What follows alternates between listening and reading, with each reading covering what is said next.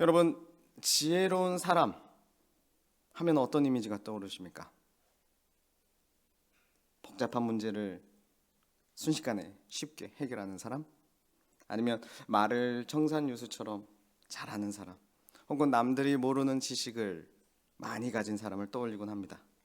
뭔가 문제가 생겼을 때 그 지혜로운 사람을 미라면 내가 가서 지혜를 구하고 내 문제를 해결할 수 있겠다라고 하는 그런 사람들이 떠오르곤 하죠.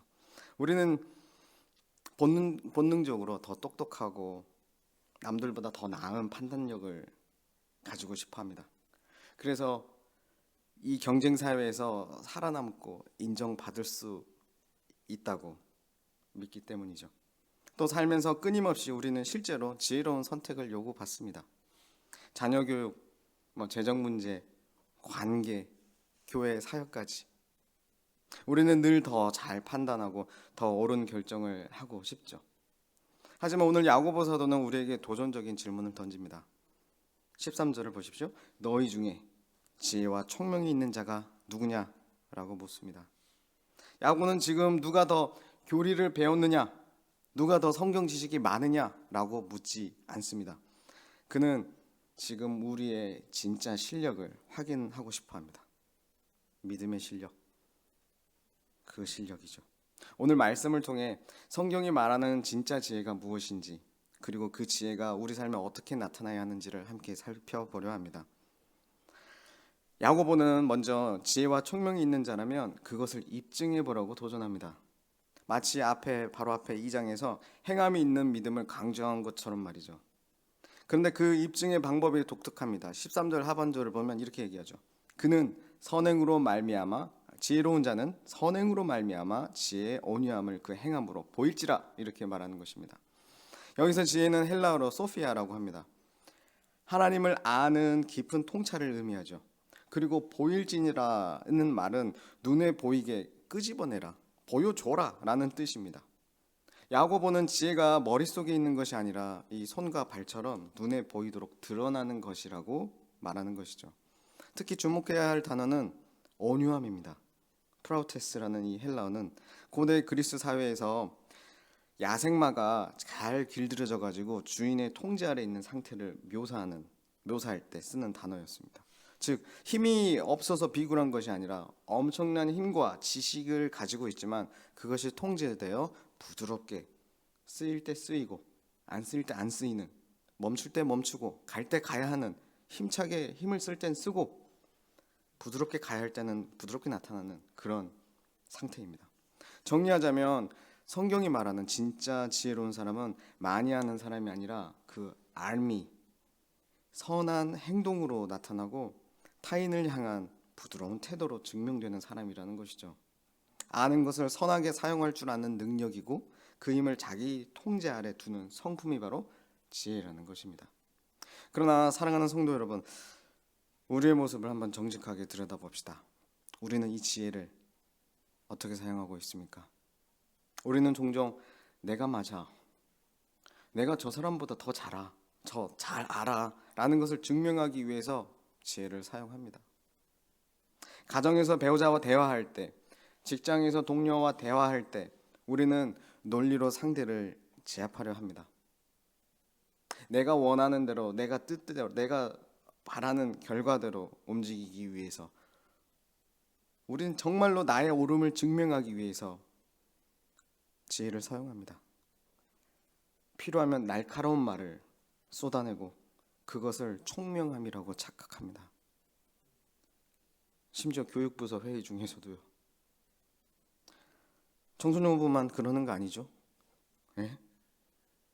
그렇게 나는 아닌데, 우리 부서는 아닌데 그러시면 하나님께서 우리를 만져가시고 또한 우리를 고쳐가시는 그 가운데 얻을 수 있는 은혜가 없다는 것을 우리는 인정해야 됩니다. 문제는 진짜 우리가 이런 가짜 지혜를 사용할 때조차 스스로를 죄인으로 인식하지 못한다는 데 있는 것이죠. 오히려 우리는 그것을 책임감, 정직함, 바른말, 옳은 결정을 위한 내 노력이라고 부릅니다. 야고보는 이어지는 14절에서 이거를 독한 시기와 다툼이라고 부릅니다. 위로부터 온 지혜가 아니라 땅 위의 것이요 정욕의 것이라고 경고합니다. 우리는 지혜가 있다는 핑계로 교만합니다. 조금 더 안다는 착각. 아니 실제로 더 알 수 있죠. 저도 이런 실수 많이 했으니까요. 실제로 더 알고 있는 것 같아요. 석사쯤 했고 그 분야에 제가 석사를 했고 뭐 이렇게 하면 그렇죠. 실제로 더 아는 거라고 뭐 객관적으로 판단되지 않겠습니까? 근데 그러한 이유로 남을 판단하고 무시하죠. 뭐 내 마음속에 무시하지 이런 마음은 아닌데 내가 드러나는 행위와 말과 태도는 무시하고 있다는 것입니다.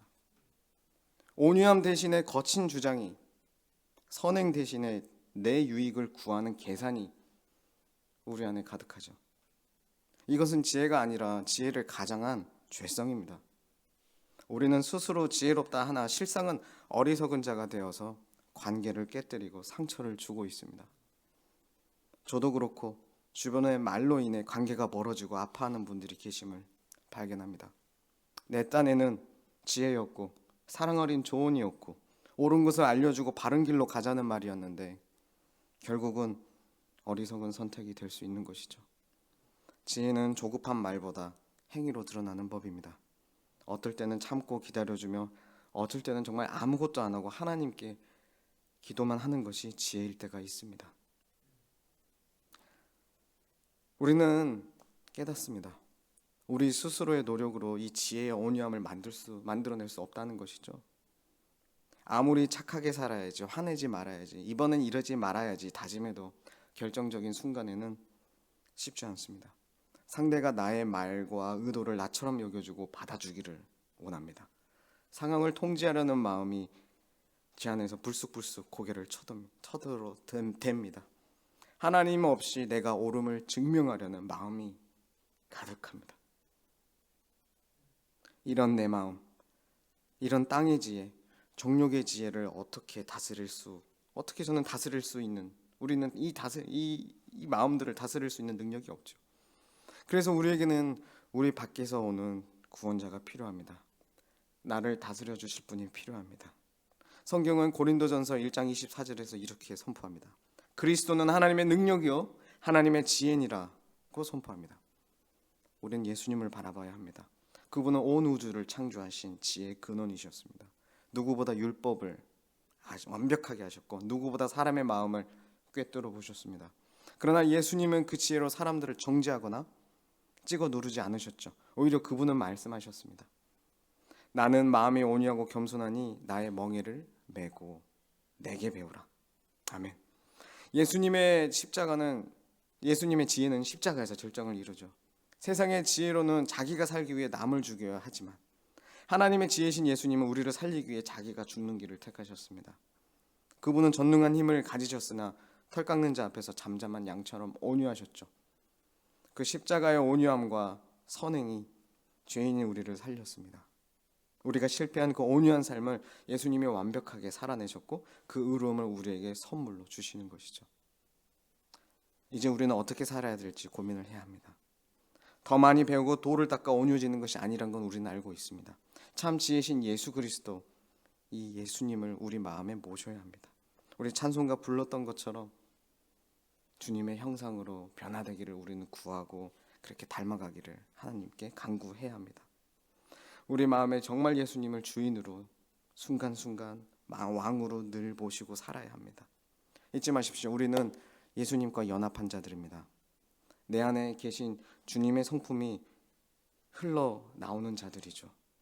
야고보가 말하는 대로 위로부터 난 지혜가 내게 오셨으니 이 지혜가 나를 통해 흘러나오도록 우리는 예수님과 더욱 친밀해지기를 바라고 원해야 합니다.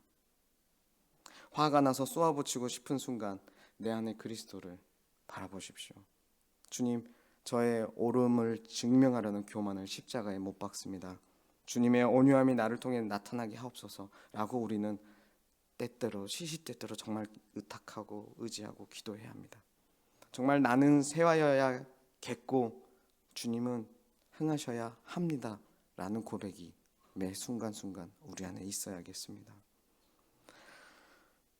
정리하려 합니다. 지혜로운 삶은 내가 얼마나 똑똑한지 자랑하는 것이 아닙니다. 내 곁에 있는 사람을 예수님의 마음으로 품어주는 것이 지혜인 것이죠.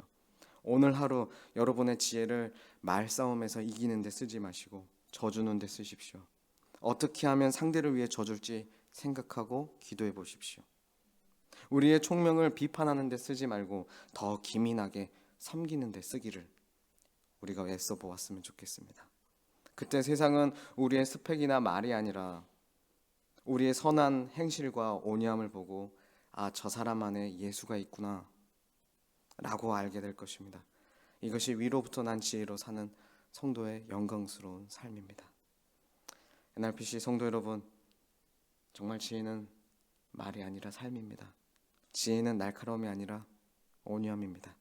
이번 한 주간, 남은 한 주간 또 나의 똑똑함을 내려놓고 예수 그리스도의 온유함을 옷 입으십시오.